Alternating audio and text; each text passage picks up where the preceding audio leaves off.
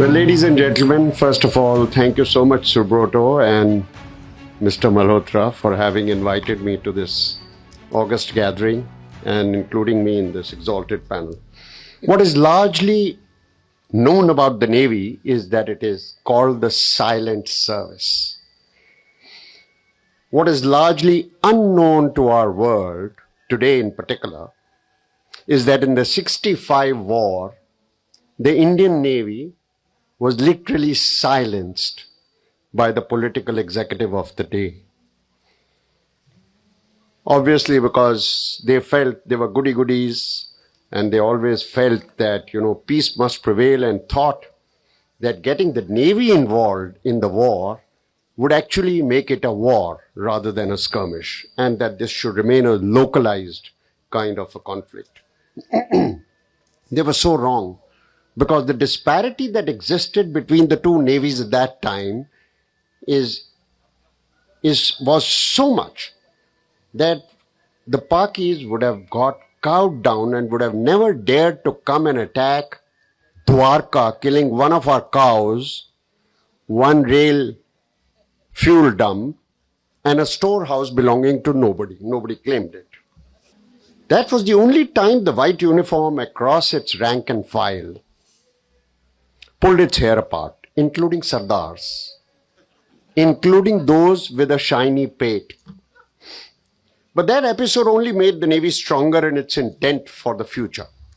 Many moons later, that opportunity in the future presented itself in 1971. This time, the Navy got into the game rather early, as its Marine commandos, those days called clearance divers, trained and mentored the Mukti Bahini sea guerrillas.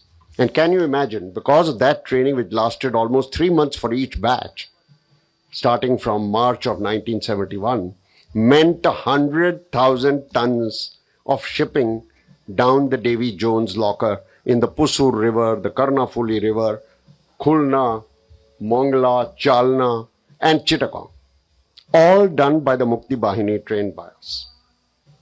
In the formal war in the West, that means the Arabian Sea, while we did deploy one cruiser and some destroyers and frigates, what primed the fuse in Karachi's oil farms and warships in harbor were the minuscule missile boats acquired that very year in the month of March from the Soviet Union, which launched the first ever surface-to-surface missiles in this part of the world under code names Operation Trident and Python on the 4th and 8th December, respectively. Karachi was actually set ablaze as those missiles hit oil tank farms in Karachi harbor and ships anchored and alongside with equal ease. More than the shock and awe amongst the Pakis, it was the Soviets who were mighty impressed by such innovative use beyond endurance range of the missile boats.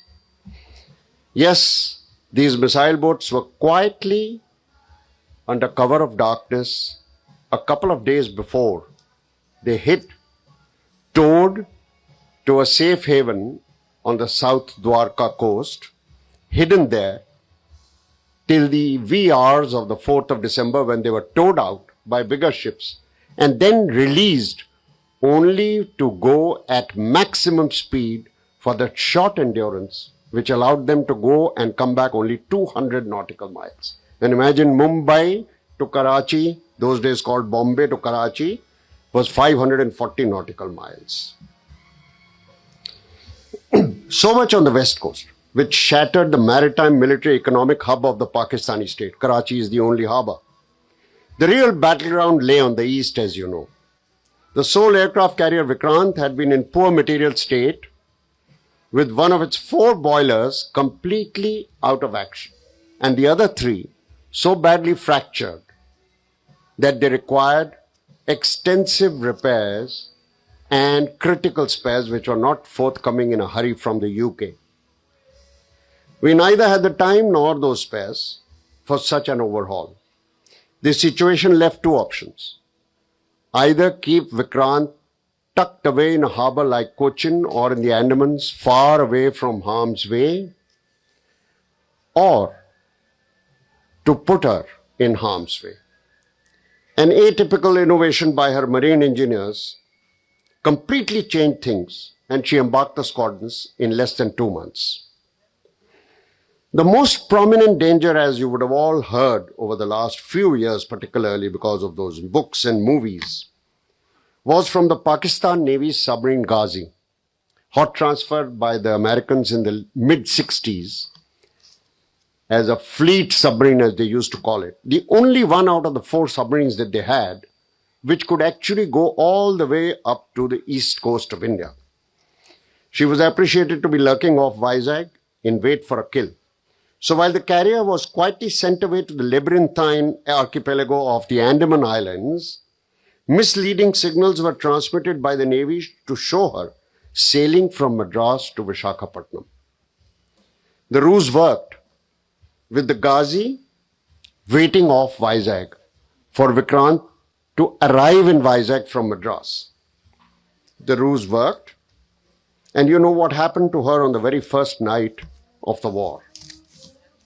Unknown to the Pakistanis, the Vikrant sailed majestically out of the Andamans, arriving in the East Pakistan's waters, strafing airfields, aircraft on ground, beachheads, sinking merchant ships, and destroying jetties between the 6th and the 14th of December. Turned out to be Pakistan's Bermuda Triangle. Finally, on geopolitics at play and international relations, which is very important and must be recounted here. From the 3rd of December onwards, something called the Washington Special Action Group on India and Pakistan started meeting more frequently to brief the Nixon-Kissinger duo. As Indian victory became clear, alarms were raised of a possible Indian move of turning around to disarm and dismember even West Pakistan. So on the 10th of December, in panic, President Nixon ordered the USS Enterprise-led Task Force 74 to enter the Bay of Bengal. She was in the Gulf of Tonkin in the West Pacific. Unknown to the Americans, Admiral Gorshkov, that unbeatable grandmaster of strategy, who was then heading the Soviet Navy, dispatched a Soviet task group and a couple of nuclear-powered attack submarines with instructions to surface, which is never done by a nuclear attack submarine, at a time when the American satellites were scheduled to pass overhead. This type of signaling gave the Americans such a huge shock that they decided not to enter north of the Sri Lankan latitude. They remained south of Dondra Head, southeast of Sri Lanka. And that was also because these nuclear-powered submarines of the Soviet Union and 2 of their surface ships kept tailing the Americans, and the 2 groups, the 2 rivals, kept doing figure-of-8 circles till the 2nd of January 1972. The Soviets kept them engaged. India remained calm and focused, and of course, I must say, the senior-most hierarchy of the Indian Navy and the Prime Minister of the time remained calm and poised, not bothered about what was happening or what the American fleet could do. Admiral Charlie Nanda couldn't care less about the 7th Fleet. Sam Bahadur pressed the pedal undeterred, and Air Chief Marshal Lal went the whole hog in demolition mode. The rest is history.